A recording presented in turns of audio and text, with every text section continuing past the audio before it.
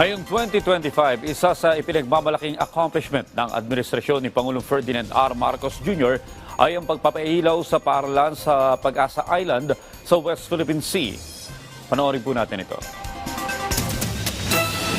Sa pagtatapos ng 2025, dala ng pamahalaan ang isang makabuluhang pamaskong handog. Ang katiyakang mananatiling may liwanag ang pagkatuto sa mga paaralang matagal nang hindi naaabot ng enerhiya. Sa ilalim ng administrasyon ni Pangulong Ferdinand R. Marcos Jr., nananatiling malinaw ang pangako. Walang batang Pilipino ang maiiwan sa dilim, sapagkat bawat kabataan ay may karapatang makamit ang isang maliwanag, may pag-asa at mas maunlad na kinabukasan. Ang mobile energy system ay isang solar-powered facility na may battery storage, madaling i-deploy at nagbibigay ng maaasahang kuryente sa mga lugar na nangangailangan, lalo na sa pang-edukasyon at serbisyong pangkomunidad.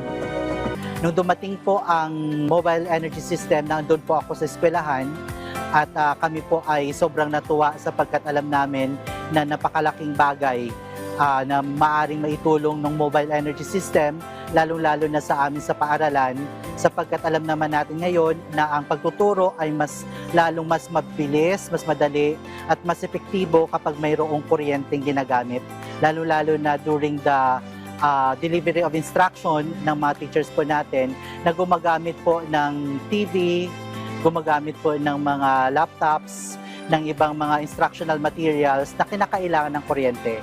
So dahil mayroon na kaming source ng kuryente 24 hours a day na gamit ang mobile energy system, so ang mga teacher po namin sa Pag-asa ay mas mabilis nang kumuha ng mga supplemental materials nila pagdating sa pagtuturo. So napakalaking bagay po talaga ng kuryente, lalong-lalo na kung ang kuryente ay libre sa pamamagitan ng paggamit po ng solar energy.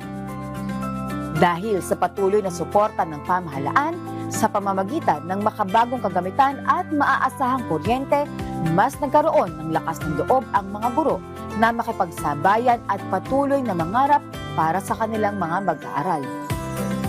Para naman sa mga magulang, ang maayos na edukasyon at matatag na kuryente ay higit pa sa proyekto. Ito ay katiyakan na may naghihintay na kinabukasan para sa kanilang mga anak. Laking tulong po sa amin yun. Lalo na po is yung paaralan is malapit lang sa bahay namin. Is napakalaking tulong po talaga na binigyang pansin yung toon ng education doon. Kasi noon po is parang nagdadalawang isip yung mga magulang na paaralin doon yung mga bata kasi nga kulang sila ng mga guro noon. Sa ngayon po, hindi mo na kailangan bumaba na mag-alala ka na hindi matututo yung anak mo kasi nga nandyan na yung buong suporta ng gobyerno. Kumbaga maraming teacher, maraming gamit, hindi na nahuhuli yung isla kung anong meron sa syudad ng Palawan. Noong 2023, doon po nagsimula lahat. Kumbaga lahat, full support from national government talaga sa education, sa power, lahat po talaga parang binigyan tuon nilang pansin yung isla po talaga. Tapos, pagdating sa mga kabataan naman po ma'am, is parang mas lalo silang na-develop kasi meron na silang binigay na mga computers, mga equipment, lahat po ma'am, is nabibigyan po sila ng tuon ng pansin ng national and local government po natin.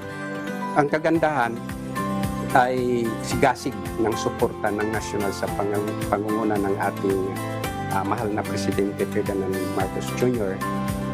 ay lahat ng agency kumikilos. Sabi ko nga sa aming mga kasama, sa aking mga kasama sa LGU, pinangarap natin ito, magkasabay na tayo. Ang ibig ko sabihin, nandito na yung opportunity. Gagawin na natin ang lahat. Datapwat kami ay napakalayo sa mainland, hindi namin naramdaman na walang suporta ang gobyerno. Sa tulong ng gobyerno, sa loob lamang po ng isang taon ng pamamalagi ko sa Pag-asa Integrated School, masasabi ko na napakalaking bagay na nagawa ng gobyerno. Dinala ng Bagong Pilipinas ang Pag-asa sa isla ng Pag-asa.